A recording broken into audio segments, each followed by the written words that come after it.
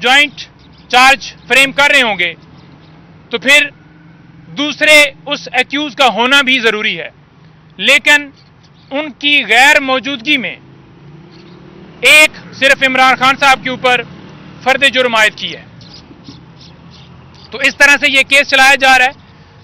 अदालत को बार बार हमने कहा कि कानूनी तकाजे पूरे नहीं किए जा रहे। हमने इस्लामाबाद हाई कोर्ट में इस केस के हवाले से चैलेंज किया हुआ है, तो कल उसके अंदर समाअत है, आप कल के लिए एडजर्न कर रहे हैं और बीबी साहब अभी नहीं है, लेकिन नहीं रोके। और तीसरी बात, जो अलकादर ट्रस्ट और तोशाखाना और ये केसेस चल रहे हैं, इसके ऊपर खान साहब ने बड़ा वाज़िया कहा है कि आपने जाकर बताना है कि हसन नवाज जिसने बेनिफिट लिया, जिसके हवाले से ये केस शुरू हुआ, वो इस केस के अंदर कहाँ है। और मैं इस केस के अंदर जो मेरे ऊपर बनाया गया, मैं ट्रस्टी हूं, मैंने कोई फाइनेंशियल बेनिफिट नहीं लिया।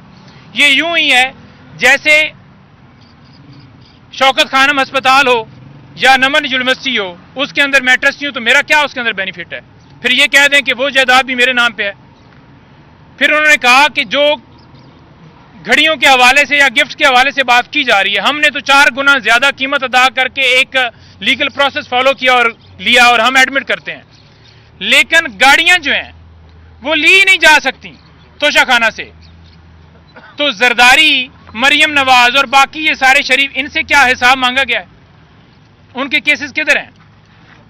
और तीसरी बात जो खान साहब ने कही डिस्क्वालिफिकेशन के हवाले से, आज भी हमारी टीम वहां पर गई, खोसा साहब और साथ दीगर वकला, जिन्होंने जाकर खान साहब के केस को लगवाने की बात की कि खान साहब को एक गैर कानूनी हुक्म के जरिए इलेक्शन कमीशन ने डिस्क्वालीफाई किया था, और हमने सुप्रीम कोर्ट के अंदर ये इस्तदा की है कि उस केस को लगा लिया जाए, फैसला दे दिया जाए।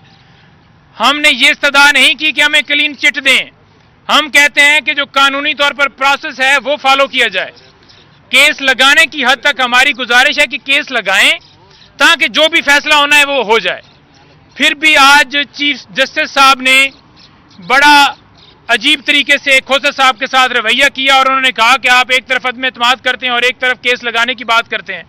हम ये कहते हैं कि आप अपने पास बेशक ना लगाएं, हमारा केस लगाना हमारा हक है।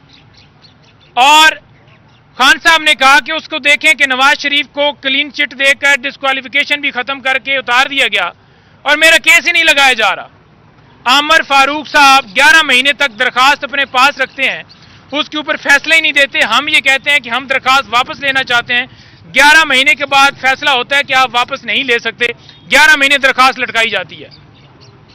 तो इस तरह से केसेस चल रहे हैं। बाकी जो मैं इलेक्शन के हवाले से जो कौम के लिए पैगाम है खान साहब की तरफ से, मैं वो देना चाहता हूं। खान साहब ने कहा है कि ये निशानात से आप ना घबराएं वर्कर्स को, और उनके लिए भी मैसेज है जो अब घबराएंगे। उन्होंने कहा है कि निशान जो भी हो, वोट है कैदी नंबर 804 का, वोट है इमरान खान का, और कौम 8 तारीख को फैसला देगी इस जुल्म बर्बरियत और मुल्क के अंदर जो लाकानूनियत है इसके खिलाफ और हकीकी आजादी के ऊपर। और उन्होंने ये भी कहा है कि आप जाकर